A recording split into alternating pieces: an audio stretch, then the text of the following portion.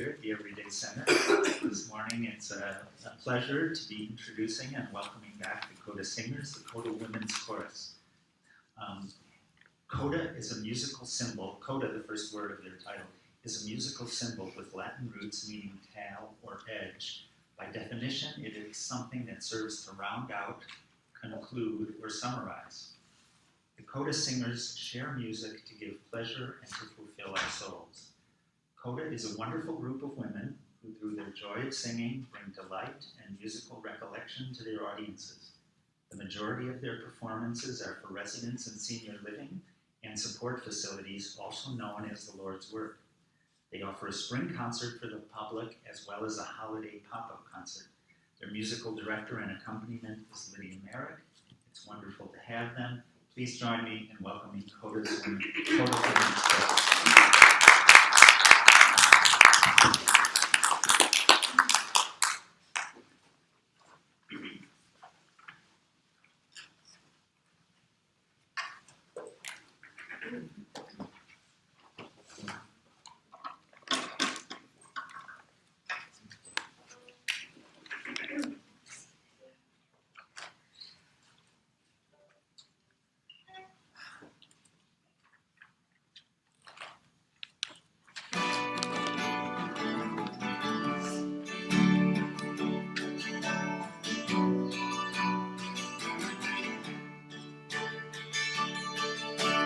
This is the sound of one voice, one spirit, one voice.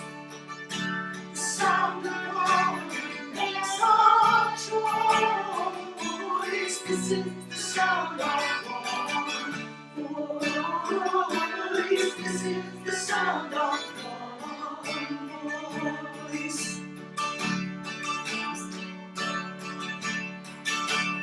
This is the sound of voices too. The sound of me singing with you, helping each other to make it through. This is the sound of voices too. This is the sound of voices too.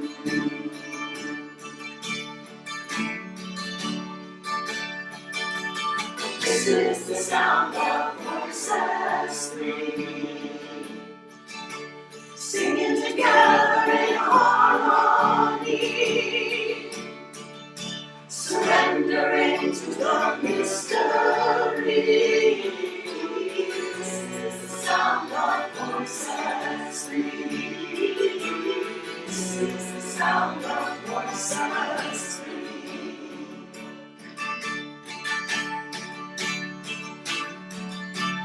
This is the sound of all of us, singing with love and no will to trust.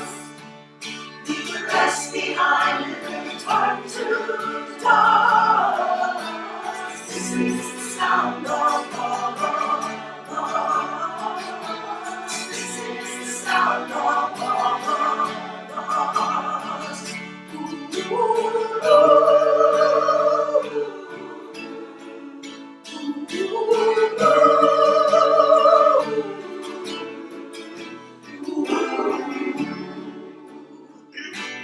Join us for the last verse on your seat.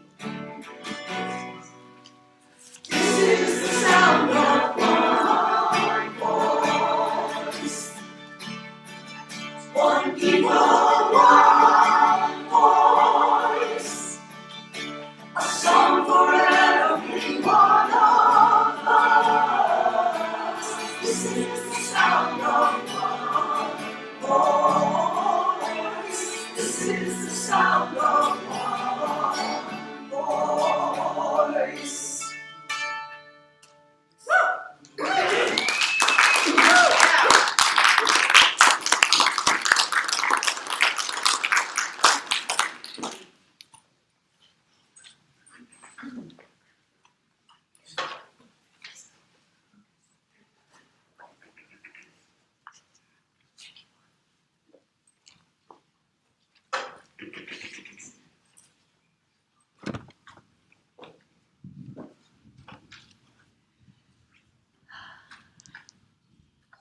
Good morning, every day. Good morning.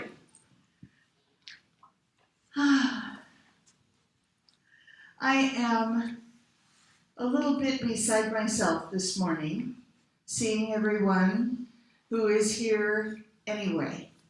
And what I mean by anyway is in California, this wouldn't happen. Even though we have been here for 10 years, my memories are still very clear of empty sanctuaries when it rained. And the rain we've had over the last couple of days, Californians don't even know about. You know, it's like a little moisture on the road. Keeps you from doing what matters, right? And one of you said to me this morning, I figure if you're going to show up, I'm going to show up. And I knew you were going to show up, so here I am. I'm Reverend Ann Ray,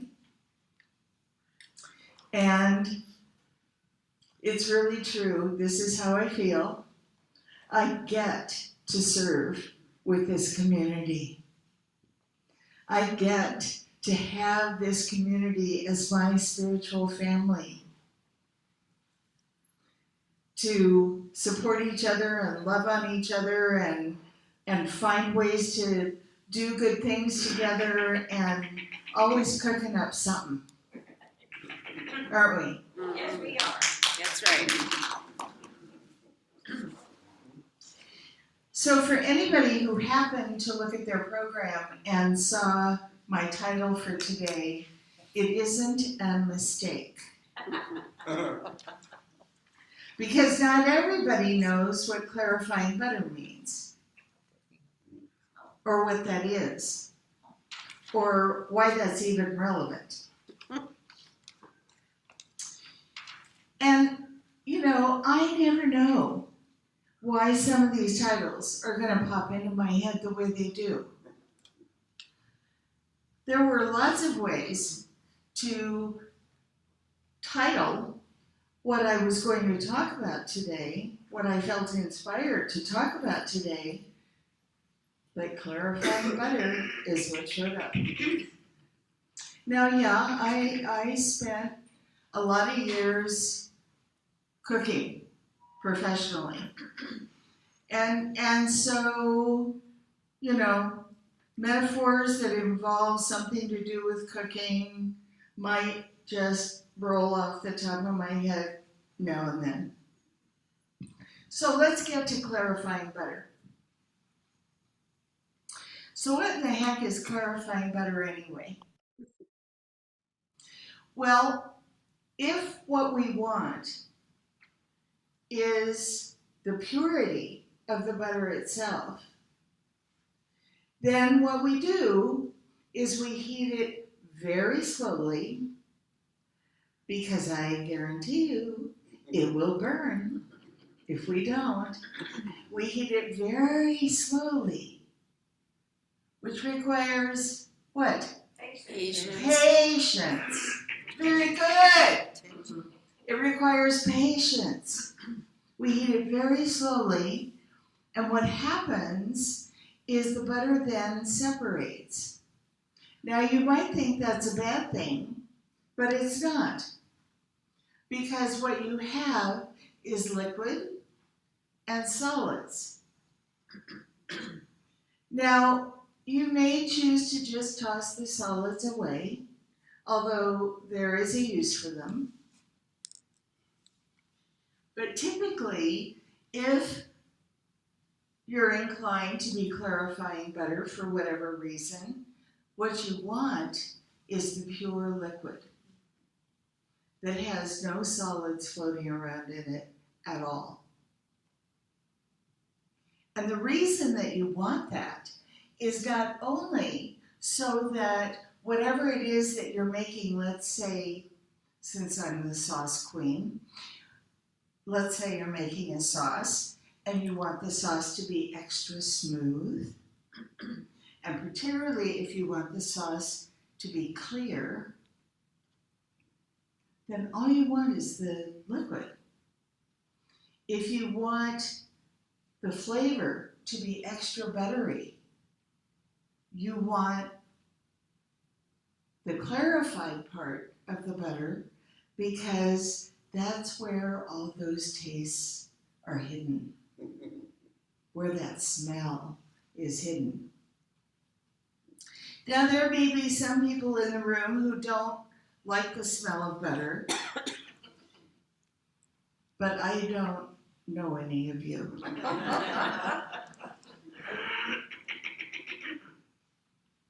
So, what's that got to do with living a different life? What's that got to do with making different choices? What's that got to do with our spiritual experience?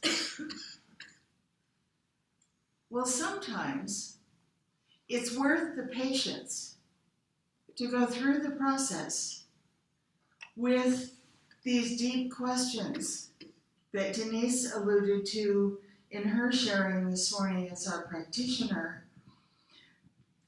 to take the time to let real clarity come.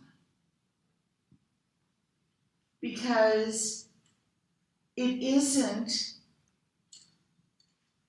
I won't say ever, well, I might say ever. It isn't ever what our mental committee is telling us. That is not clarity. That is argument for what is.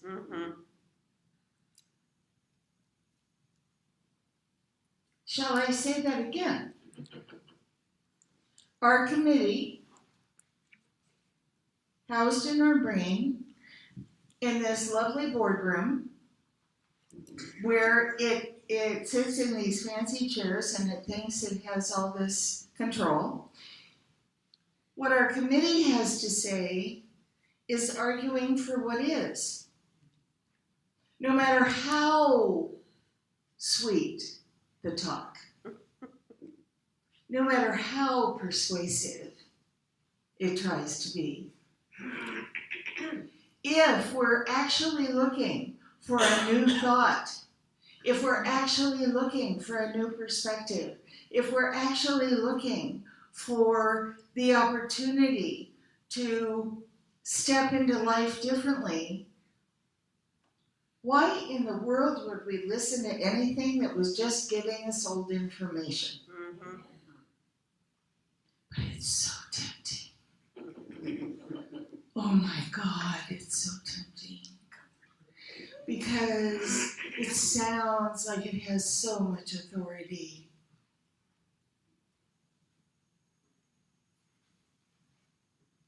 And it doesn't. It doesn't have the authority, at least not any more than we give it. So my recommendation is that we do some clarifying. That we take our question, that we take this solution that we're looking for, that we take this wondering about how we might approach something. You know, we may not realize it, but how something is going to happen is none of our business. Thud. You think I didn't hear that? How something is going to happen is none of our business. Now, why in the world would this redhead have the nerve to stand up there and be on the microphone and say that how something's going to happen is none of my business? Because it isn't. It isn't our business to figure out the how. Let me give you some examples of all the things that happen without us knowing how. Now, it looks like everybody in the room is breathing. At least so far as I can tell. Yeah? Everybody in the room is breathing. Do you know how? Can you make it happen? I know you can take a deep breath or you can take a shallow breath, but can you duplicate all of the things that it takes to make it possible for us to breathe and for that breath that we take, that precious gift of breath that we take, to do all of the good that it does while it's traveling through our body? Right. We can't figure that out. And thank heavens we don't have to. I just changed my position. Now, you may not have noticed that. I went from here to here. I had absolutely nothing to do with it, other than I decided to change my position. Every other piece of that business happened, quote unquote, on its own. There are so many things that we have absolutely no control over that happen anyway. And I know the mind loves to go right away to something negative. Well, come on back. Because rain in New Mexico is a blessing. Did we make it rain? No. Did we make it thunder? Did we make it lightning? No. It's a blessing, and we welcome it.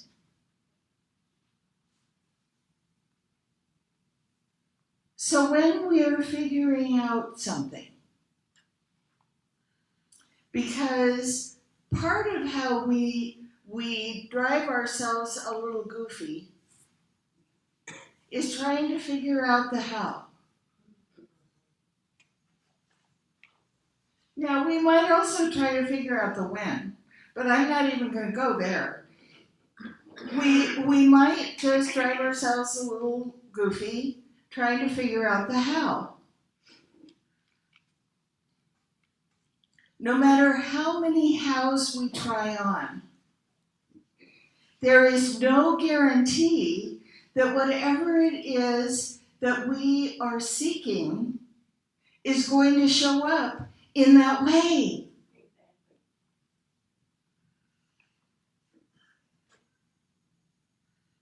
Having a spiritual practice, which is what this philosophy is all about. And by the way, since we have people in the room who are not always in the room, just so you know, this is not a religion. The science of mind is part of a philosophy called New Thought. And it's about finding a new thought. It's about the search for a new thought that actually is always available if we make room for it. We honor every faith tradition. And if you're here on the first Sunday of any month, you will hear us do a ritual that we do every month to express that honoring. Why is this important? Because I'm here to share with you what I believe. I'm here to share with you what I practice. I'm here to share with you my life experience and how I gradually, believe me, came to the point where I knew there was another way. And this philosophy happened to be my way. It doesn't mean it's going to be yours, or that my way is going to be yours. So back to clarifying butter. Now that we got all that clarified,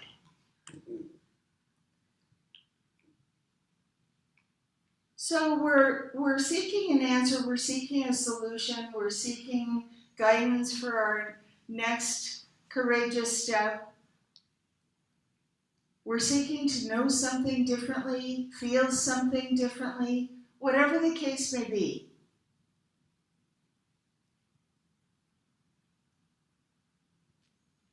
I have found it most effective to clear the decks as best I can, so that I'm actually working with a clean canvas. I'm actually working with a clean slate that doesn't even so much as have an outline of what I may have believed before was the only way something could happen. I may have believed before was the only way I could get from A to B. I may have, whatever I believed before. Now, I'm not saying throw out anything, because sometimes, I don't know about you, but I find old things useful. If they have a practical application, or if they still fit, I find old things useful. But I'm discerning about it. I am discerning about it. I want, so this is what I want. I recognize myself to be brand new every day. I recognize everyone else to be brand new every day, because not only is that what our philosophy says, but that's what science says. And if I'm brand new every day, then I get a do-over every day. And I get to have this blank canvas and decide what I'm choosing to put on it today. What am I choosing to put on it today? And notice I keep saying, I get to have this blank canvas. I get to have this blank canvas. It's nobody else's. We all get the same blank canvas of our very own. But we're the ones who decide what's going on the blank canvas. What's going to still be in my closet that no longer fits? What's going to still be on my bookshelf that I haven't even laid a hand on in so long I can't even tell you? What has earned the right to be part of my not only today, but tomorrow? Because tomorrow is being created by my choices today. So starting with clarified butter can be a really good thing. Getting my inner canvas as clear as possible of the old, of the self-criticism, of the self-judgment, of the idea that I have to wait, that someday, blah, blah, blah.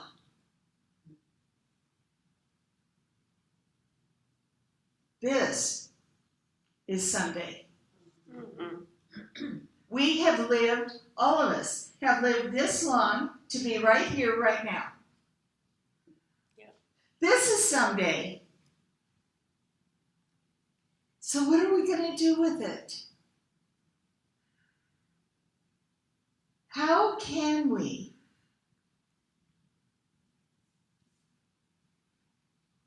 clear our minds of the old ideas, of the old beliefs, of the old hesitations, of the old nonsense? How can we clear our minds of all that stuff that no longer, maybe it did at one point, but it for sure no longer deserves free rent in our mind? How can we just clear the decks and start fresh?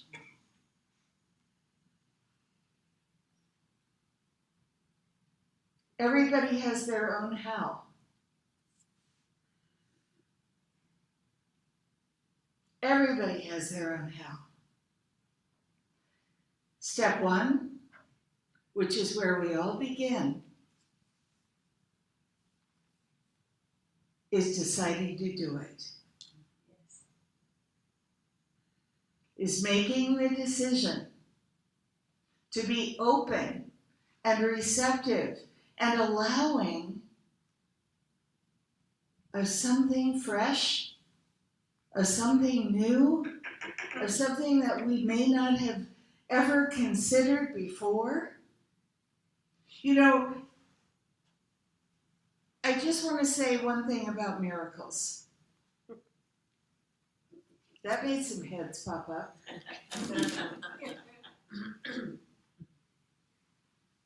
Miracles happen all the time. They happen all the time. We don't see them because we aren't looking. And the reason we aren't looking is because we think we know how something is going to happen. So we're looking for that how. We're looking for that occurrence. We're looking for that revelation. Meanwhile, right over here, right, if we just turned our head, right here,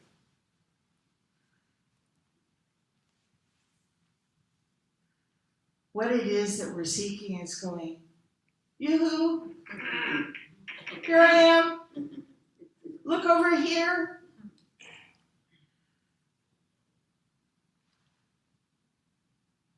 Let's open our eyes as we open our minds. The clarification that I'm talking about, the separation of those things that no longer serve us from the opportunity of discovering things that might. It's right here. It's right here.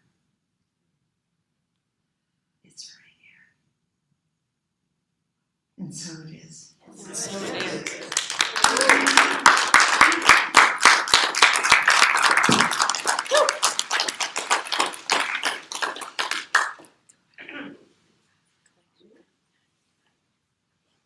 Would the ushers join me at the front, please? So for those of you who haven't been here before,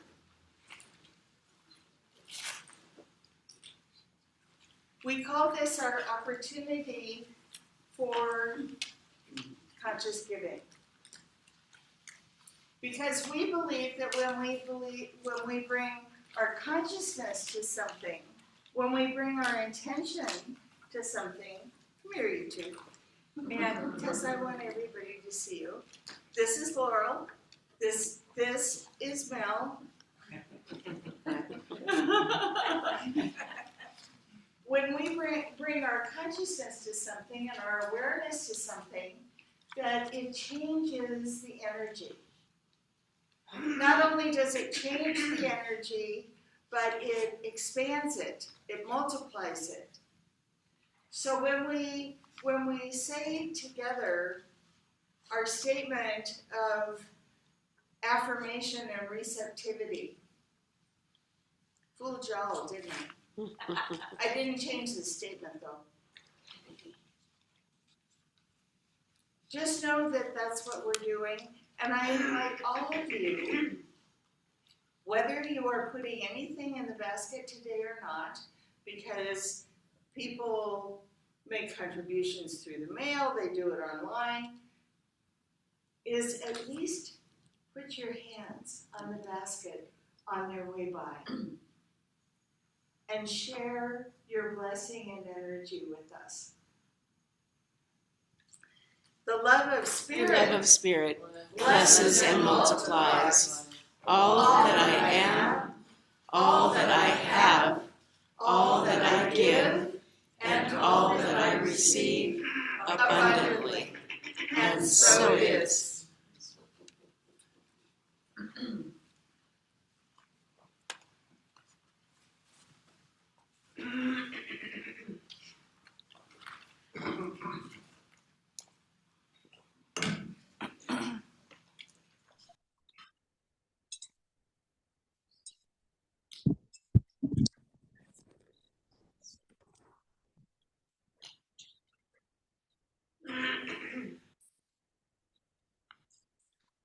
Good morning, Claire. Good morning, Phoenix. Good morning. I came in late, but I'm here. Hey, I'm glad to see you. I have a 34-year-old woman who's going back to nursing school working for me. Oh my God, isn't that Her wonderful? name is Phoenix. Good, there's more It's- Phoenixes. They're coming out of the closet. All right, if everyone would just direct your energy up here, please, to the baskets, and all of the energy that was included, whether it's cash, check, just your energy from your being, it's abundant. The overflowing activity of Spirit through this contribution ripples out from this Everyday Center for Spiritual Living to this city of Santa Fe, to the state of New Mexico and beyond. And we are grateful for our abundance and our overflow. And so it is. and so it is.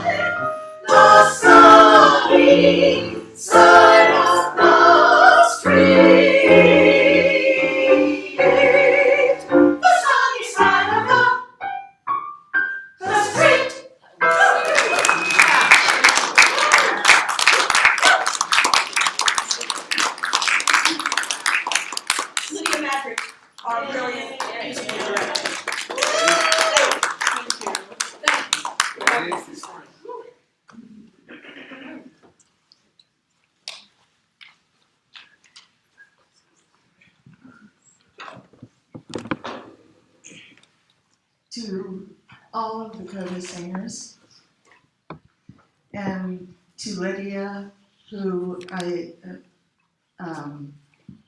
just hold in such high regard and have for so long.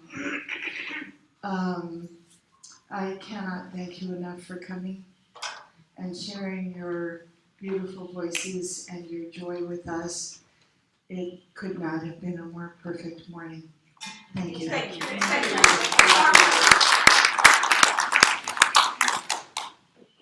And we look forward to you being back. By the way, we do this little roundup at the end of service, and if any of you are anxious to get on the road or you have someplace else to be, I have great respect for that, and please don't hesitate.